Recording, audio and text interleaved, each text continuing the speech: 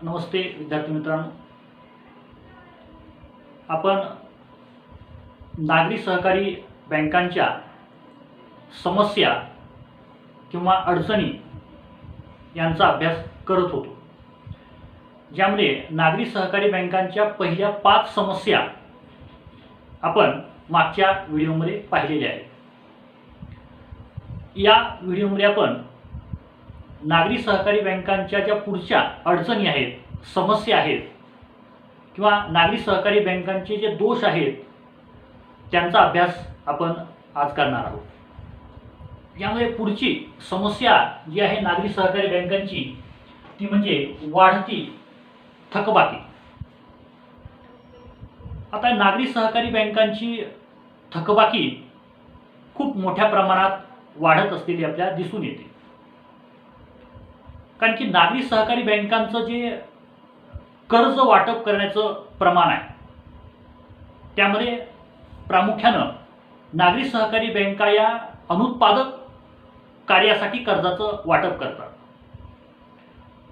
उत्पादक कार्यासाठी जे कर्ज आहे ते कर्जाचं प्रमाण नागरी सहकारी बँकांचं खूप कमी आहे आणि ओघानच मग जर या बँका अनुत्पादक कार्यासाठी कर्ज खूप मोठ्या प्रमाणात वाटप करत असतील तर मग थकबाकीचं प्रमाण वाढणार आहे आणि मग ही थकबाकी जर वाढायला लागली तर खूप मोठी समस्या बँकांसमोर निर्माण होईल।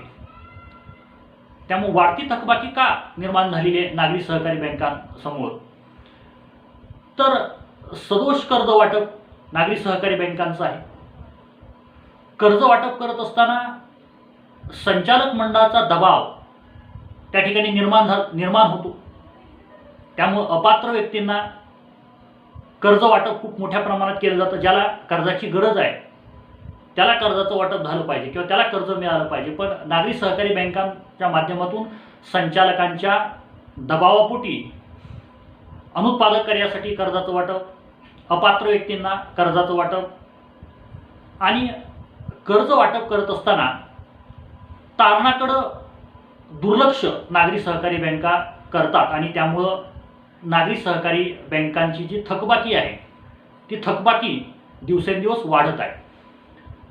आणि आणखीन एक यामध्ये आपल्याला असं सांगता येईल की नागरी सहकारी बँकांनी जे कर्ज वाटप केलेलं आहे ते कर्ज वाटप केल्याच्या नंतर कर्जाची जी वसुली होते त्या कर्ज वसुलीसाठी नागरी सहकारी बँकांकडे सक्षम किंवा प्रभावी अशी यंत्रणा त्यांच्याकडे उपलब्ध नाही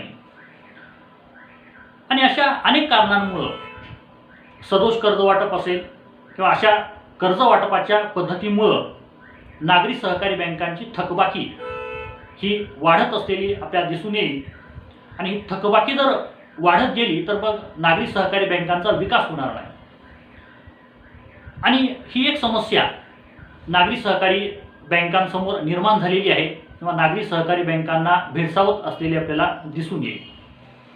त्यानंतर पुढची जी अडचण आहे नागरी सहकारी बँकांची ती म्हणजे सदोष कर्ज धोरण।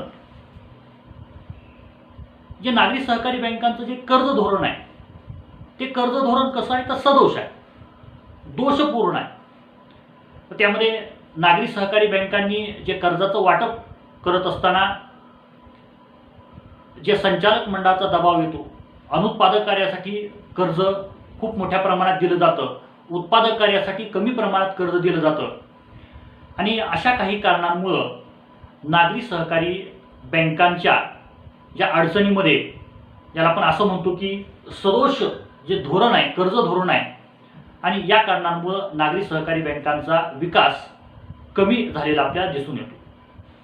यामध्ये नागरी सहकारी बँकांच्या ज्या कर्ज धोरणाचा जो मुद्दा आपण घेतलेला आहे त्यामध्ये कर्ज वापरावरती नागरी सहकारी बँका लक्ष देत नाही। एखाद्या व्यक्तीला कर्ज वाटप केलं, कर्ज वाटप केल्याच्या नंतर ते कर्ज तो व्यक्ती योग्य कारणासाठी त्याचा वापर करतोय का, ज्या कारणासाठी कर्ज घेतलेलं आहे त्याच कारणासाठी कर्जाचा वापर झाला पाहिजे, उपयोग झाला पाहिजे। पण नागरी सहकारी बँकांच्या कर्ज धोरणामध्ये एक प्रकारचा दोष असलेला आपल्याला दिसून येतो व त्यामध्ये संचालक मंडळाचा दबाव असेल अपात्र व्यक्तींना कर्जाचा पुरवठा असेल, त्याचबरोबर कर्ज वापरावरती असलेलं दुर्लक्ष असेल, अशा कारणांमुळं नागरी सहकारी बँकांच्या कर्ज धोरणामध्ये अनेक पद्धतीचे दोष असलेले आपल्याला दिसून येतात. त्यानंतर जो पुढची जी समस्या आपल्याला सांगता येईल ती म्हणजे दुहेरी नियंत्रण. नागरी सहकारी बँकांवरती दुहेरी नियंत्रण असतं. दुहेरी म्हणजे दोघांचं. आता नागरी सहकारी बँक ही राज्यामध्ये काम करते, त्यामुळं ती सहकारी बँक आहे आणि या कारणामुळं राज्यातल्या सहकारी खात्याचं नियंत्रण हे नागरी सहकारी बँकांवरती असतं. ती सहकारी क्षेत्रामधली असल्यामुळं तिच्यावरती सहकार खात्याचं नियंत्रण आहे आणि ती बँक असल्या कारणामुळं तिच्यावरती RBIचंही नियंत्रण आहे. त्यामुळं नागरी सहकारी बँका आपल्या शाखांचा विस्तार करणं असेल, ठेवींची गुंतवणूक करणं असेल, त्याचबरोबर कर्जाच्या संदर्भातलं जे धोरण असेल ते ठरवणं असेल आणि ज्या अशा गोष्टींची अंमलबजावणी करणं असेल, अशा अंमलबजावणीमध्ये नागरी सहकारी बँकांना अडचण निर्माण होते. ती अडचण निर्माण होण्याचं कारण म्हणजे नागरी सहकारी बँकांवरती दुहेरी म्हणजेच दोघांचं नियंत्रण हे नागरी सहकारी बँकांवरती आहे. त्यामुळे प्रत्येक गोष्टीमध्ये विलंब लागतो, उशीर लागतो. कारण की कोणत्याही गोष्टींची अंमलबजावणी करत असताना दोघांचीही परवानगी त्या ठिकाणी असणं आवश्यक आहे आणि दोघांचंही नियंत्रण असल्या कारणामुळं नागरी सहकारी बँकांना काम करत असताना अनेक पद्धतीच्या अडचणी त्या ठिकाणी निर्माण होऊ शकतात आणि नागरी सहकारी बँकांवरती असलेलं हे दुहेरी नियंत्रण हे खूप घातक आहे असं आपल्याला या नागरी सहकारी बँकांच्या समस्यांचा अभ्यास करत असताना ते दिसून येतं. त्यानंतर जी पुढची समस्या आहे ती नागरी सहकारी बँकांची ती म्हणजे राजकीय हस्तक्षेप. म्हणजेच नागरी सहकारी बँकांचा जर आपण समस्यांचा अभ्यास करत असताना हा एक महत्त्वाचा दोष आपल्याला त्या ठिकाणी सांगता येतो, तो म्हणजे राजकीय हस्तक्षेपाचा. तर नागरी सहकारी बँकांचं संचालक मंडळ असतं. ते संचालक मंडळ हे प्रस्थापित त्या शहरामधले किंवा त्या कार्यक्षेत्रामधले जे राजकारणी असतात त्या राजकारण्यांचं जर आपण असं म्हणूयात की वर्चस्व अशा प्रकारच्या नागरी सहकारी बँकांवरती संचालक मंडळावरती असलेलं आपल्याला दिसून येतं.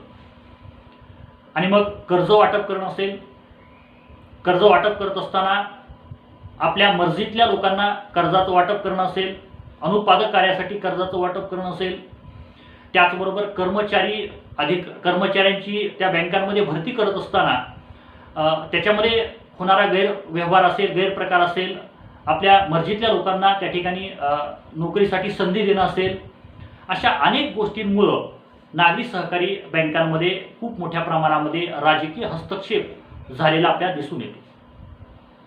आणि सहकाराचं तत्व असं सांगतं की ज्यावेळी सहकारी संस्थांमध्ये जर राजकारणाचा शिरकाव झाला किंवा राजकारणाचा प्रवेश झाला तर ती सहकारी संस्था जास्त काळापर्यंत ती टिकू शकत नाही किंवा त्या सहकारी संस्थेचा विकास होऊ शकत नाही.